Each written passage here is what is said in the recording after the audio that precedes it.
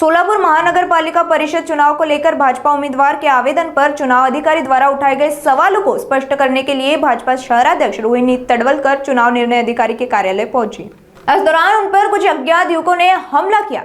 इस हमले से अपना बचाव करते हुए तडवलकर कार्यालय पहुंची। दरअसल भाजपा उम्मीदवार विजय चिप्पा के नाम में ज अक्षर न जैसा दिख रहा था, इसलिए चुनाव अधिकारी ने एफिडेविट जमा करने का निर्देश दिया। तडवलकर ने समय रहते शपथ पत्र जमा कर दिया और अब उम्मीदवार का आवेदन वैध घोषित कर दिया गया है। मगर अब सवाल यह उठ रहा है कि चुनाव के दौरान शहराध्यक्ष पर इस प्रकार का जानलेवा हमला क्या लोकतंत्र और मतदान प्रक्रिया को प्रभावित नहीं करता?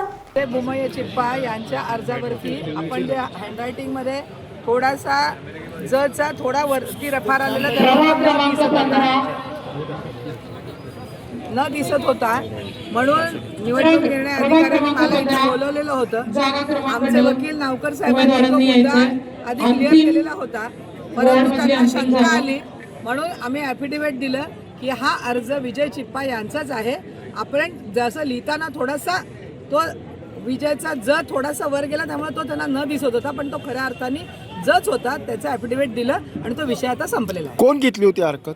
विरोधक असतात, शिवसेना यांनी हरकत घेतलेली होती, त्यांचं ते काम आहे ते घेतात, परंतु आमचा भारतीय जनता पार्टीचा अधिकृत उमेदवार विजय चिप्पा हाच आहे। ते कार्यकर्ते अर्थात ते विरोधकच असणार ना।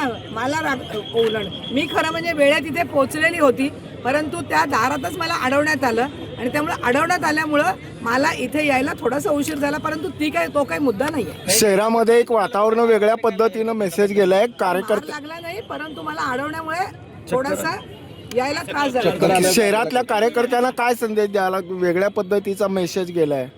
तसं काही झालेलं नाही। शहरातल्या कार्यकर्त्यांनी आपला संयम राखावा। आपण अधिकृतरित्या ज्यांचे फॉर्म भरलेले आहेत ते फॉर्म व्यवस्थित भरलेले आहेत आणि आपल्याच उमेदवारांचे फॉर्म वैध झालेले आहेत। शहरातल्या कार्यकर्त्यांनी कुठेही पायनिक होऊ नये, गोंधळ करू नये। आपल्या सर्व उमेदवारांचे फॉर्म हे वैध झालेले आहेत।